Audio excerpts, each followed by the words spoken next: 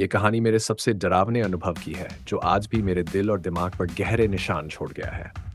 आसनसोल में रहने वाले हम एक रात दुर्गापुर से आसनसोल लौटने वाली बस में चढ़े थे। उस रात की खामोशी और अजीब घटनाएं आज भी रोंगटे खड़े कर देती हैं। हम दोनों दोस्त, मैं और दीपक, उस रात दुर्गापुर से आसनसोल लौट रहे थे।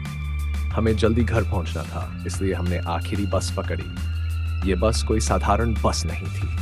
इस रास्ते और इस बस के बारे में कई खौफनाक कहानियां सुनी थी, लेकिन उस रात हम दोनों के पास और कोई चारा नहीं था। जैसे ही बस ने काली पहाड़ी के जंगल में प्रवेश किया, अजीब अजीब चीजें होने लगीं। पहले तो बस की लाइट्स अचानक धीमी पड़ने लगीं और फिर एकाएक बुझ गई। चारों तरफ घुप अंधेरा छा गया। मैंने दीपक की ओर देखा, वह भी कुछ बेचैन लग रहा था। अचानक बस के अंदर एक ठंडी हवा का झोंका चला।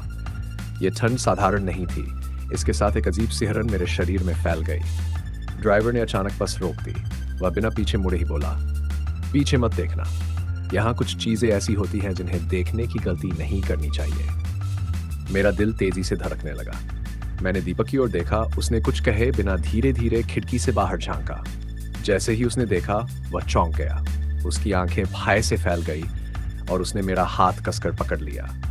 मैंने उससे पूछा, क्या हुआ? उसने कांपते हुए कहा, वो देखो, एक औरत, वो बस के पीछे खड़ी है। मैंने खिड़की से झांक कर देखा और जो मैंने देखा उसने मेरे होश उड़ा दिए। वहां एक औरत थी, लेकिन वो इंसान नहीं लग रही थी। उसके कपड़े फटे हुए थे और उसके चेहरे पर अजीब सी चमक थी।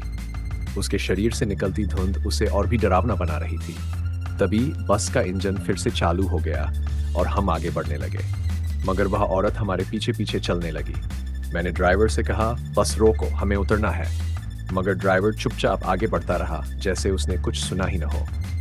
दीपक ने अचानक चिल्लाया, वह औरत बस के अंदर आ गई है। मैंने पीछे मुड़कर देखा तो वह औरत अब बस के अंदर खड़ी थी। उसकी आंखों से खून जैसा कुछ बह रहा था। मेरे शरीर में सिहरन दौड़ गई। मैंने दीपक का हाथ कसकर पकड़ लिया, लेकिन उस वक्त मेरा दिमाग कुछ भी सोचने के काबिल नहीं था। बस अचानक एक सुनसान जगह पर रुक गई। ड्राइवर ने दरवाजा खोला और चीखते हुए कहा, भागो, जितनी जल्दी हो सके यहां से निकल जाओ। हम दोनों बिना कुछ सोचे बस से कूद पड़े। हमारे कदम तेजी से जंगल की ओर बढ़ रहे थे, मगर वह साया अब भी हमारे पीछे था। उसकी खौफनाक हंसी पूरे जंगल में गूंज रही थी। हमने देखा, जंगल के बीच में एक पुराना मंदिर था। वहां एक बूढ़ा साधु बैठा हुआ था। उसने हमें देखा और धीरे धीरे हमारे पास आया। उसने गंभीर आवाज में कहा, तुम लोग उस बस में क्यों बैठे थे? वह बस इंसानों के लिए नहीं है। वर्षों पहले एक भीषण हादसे में मरी आत्माएं अब उस बस की सवारियां हैं। मेरे रोंगटे खड़े हो गए। दीपक अब भी कांप रहा था, लेकिन उसके चेहरे पर कुछ अजीब था। उसकी आंखों में अब वह पुरानी चमक नहीं थी। वह बस खाली निगाहों से मुझे घूर रहा था और धीरे धीरे उसकी आवाज एकदम बदलने लगी। मैंने साधु की ओर देखा, वह मंत्र पढ़ रहा था और वह बस आज भी दुर्गापुर से आसनसोल के रास्ते पर चलती है। लोग कहते हैं, जो भी उस बस में चढ़ता है कभी लौटकर नहीं आता। कुछ रास्ते और कुछ सवारी ऐसी होती है जो कभी कभी इंसानों के लिए नहीं होती।